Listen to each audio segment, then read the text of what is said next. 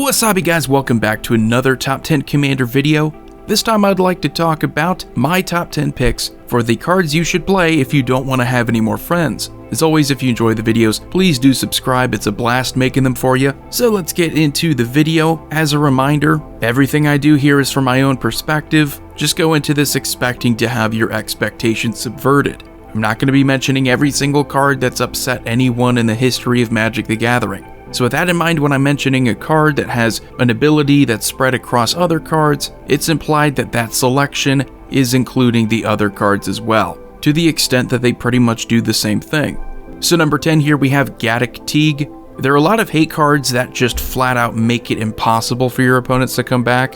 And when I'm making this list, it's from my own perspective, but it's also from just what I've heard over the years. And Gadot draws a lot of hate. Such an easy creature to get out there. And non-creature spells with a cost of 4 or greater, non-creature spells with an X in their cost, those are pretty common. A lot of board wipes fall into that category. There are a lot of things like Comet Storm with X in their cost that could deal with Gadot, X in their cost to draw cards off of blue spells. Gadot has always been one of the most hated cards. It's really nothing against the idea of making a stacks deck. Personally, he can be annoying, but not quite to the same level as some other cards here. Number 9, we have Triumph of the Hordes. If you don't want any friends, here you have one of the easiest ways to win in green. This is something that's incredibly common. We have a lot of sorceries that make it so all your creatures gain some increase to their power and toughness. They gain trample, some way to deal that damage. With Triumph of the Hordes, you're exchanging a power boost for the ability to deal poison counters instead of that damage. So suddenly, what became a battle of power and toughness, limiting the damage that you would receive, limiting maybe commander damage even, you have the quickest way to win right now in green. If you want to swing all out at a player, before you do that, you play Triumph of the Hordes, and then you hit them for that 10. I'm not against Infect, I don't want to make this about Infect, but Triumph of the Hordes is a card that is good in or outside of an Infect deck. You don't have to have any kind of investment into poison counters. Any sort of proliferate strategy in Triumph of the Hordes is just a powerful card, no matter where you put it. If you're able to deal the damage, then instead of dealing the damage, how about some poison counters? That's pretty much what this card is. It's a win more card in green, where green already has a ton of good cards like Craterhoof Behemoth, but Craterhoof Behemoth costs 8 mana. So, very easy to figure out why people don't like this. And then number 8, we have Grand Arbiter Augustine. I've never been a huge fan of this card's design, although over the years I would say it's kind of a problem that solves itself. Whenever you get a commander like this, that the whole point is to just prevent your opponents from playing the game, you increase some tax for them. You do this in addition to a lot of other cards too, it's not just Grand Arbiter, but you have a lot of other ways of making non-creature spells for your opponents more expensive, which would be fine, but it's one-sided. Not only is it one-sided, but your spells are cheaper. So right out of the gate, not really a creative commander, one that really just exists to slow down the game. And then number 7, we have Winter Orb. Like I said at the beginning of the video, just assume that this includes things like Stasis, Static Orb. I could have a list where it's just 3 of these cards, I'm not going to do that. But going back to what I said, stacks, I don't have a problem with it, but this is one of those cards that if you play it, you start to sense a bit of apathy at the table. And apathy is the worst thing that can happen in a game of Commander, because it means that people don't care, they just want to move on to the next game. I could just put good cards on this list. People don't like to have to face good cards, of course, but with cards like Winter Orb, anytime you slow down the game, anytime you make it difficult for anyone to come back, and you're just going turn by turn by turn without being able to do much at all, players decide, hey, is there really any point in doing this? You pretty much have the game locked down. Moving on to number 6 here, we have Time Stretch.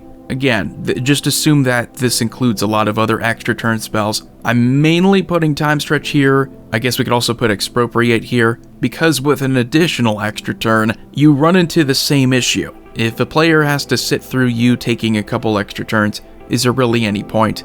And that's to me bad card design. It's bad card design where there's no point in really seeing it through. And the decks that can get to 10 mana and also take 2 additional turns, that's pretty much game over. So anything like this where the other players at the table don't really need to see anything else, you can assume that they hate it. Number 5, Blood Moon. Blood Moon is kind of a rare card in Commander, haven't seen it in a long time. There's also Contamination if you want to go that route. I think that card's, believe it or not, a little bit more fair because Black Mana is good.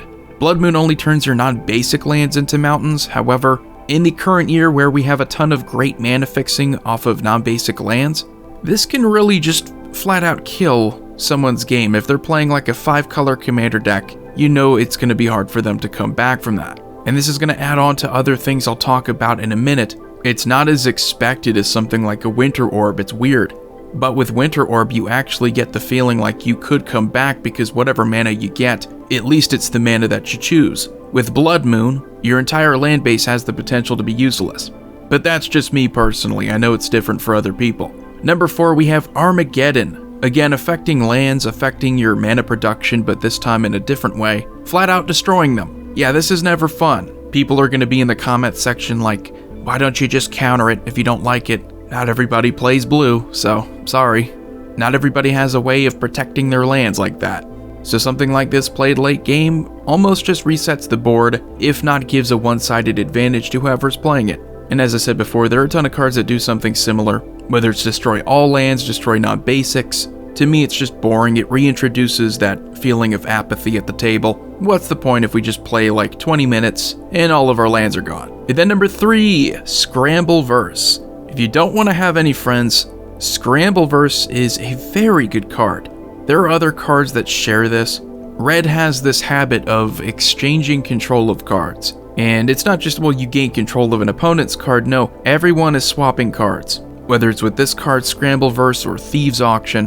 Not only is this card 8 mana, which means you're playing it late game, where there's likely a full board, but you're going through the process of assigning each player a card. You're doing that for every non-land permanent. That takes a long time, so you have to decide as a table, is this worth doing, or do we just accept that this game is going to be one massive mess? It's cards like these that, again, reintroduce that feeling of apathy. What's the point of doing this? We don't have to. We don't have to swap control of cards. And might I add that this wasn't exactly the easiest past year and a half to play something like this and expect it to actually resolve. No, I think people would just scoop at that point. And then number 2, we have send triplets. I have this a bit higher than something like Scramble Verse because, believe it or not, these are a bit more practical whenever you get to gain control of anyone else's card, whether it's through something like send triplets, something like Turgrid, something like Praetor's Grasp. Playing other people's cards is just unkind, and it's likely going to make you enemies. And again, if you've been playing online, if you've been using something like the Spell Table app, this is one of the worst things that you can do because it creates a massive headache of having to keep track of who owns what card, who's controlling this card. And the single out factor too is something that's worth considering. Do you want to do this to one player each time? Is this more of a political commander? Are you only doing it to the most powerful player at the table? Or are you just doing it to someone who shares the colors that you can play? I don't personally find commanders like send triplets fun because I understand what the reaction is going to be at the table. Number 1 is something similar in mind, but I think this is arguably worse in every way. If you want to lose friends, if you want to make enemies, Mindslaver is the best way of doing it. Not only are you touching other players' cards, but you're telling them what to do. You're saying, no, everything you've been working for up to this point, I get to sacrifice all your creatures if you have an Ashnod's Altar, and use none of that mana for anything good. I can swing all out at a player who has sufficient blockers. I could use a targeted burn spell on yourself. Oh, and on top of that, if I really want to be a jerk, I could bring it back using something like, Sharum the Hegemon. Mindslaver and anything in the neighborhood of Mindslaver is always going to be a headache, and quite frankly, if I know that my turn is going to be taken for me, I'm probably just gonna scoop, especially now that again we're on Spell Table. Something like this is incredibly inconvenient. So, hope you enjoyed the video. Those are the top 10 cards that you should play if you don't want to have any friends. Let me know some of your least favorite cards, anything that you would recommend to other people who also want to lose friends. Anyway, this is Commander Void signing off. I will see you all next time.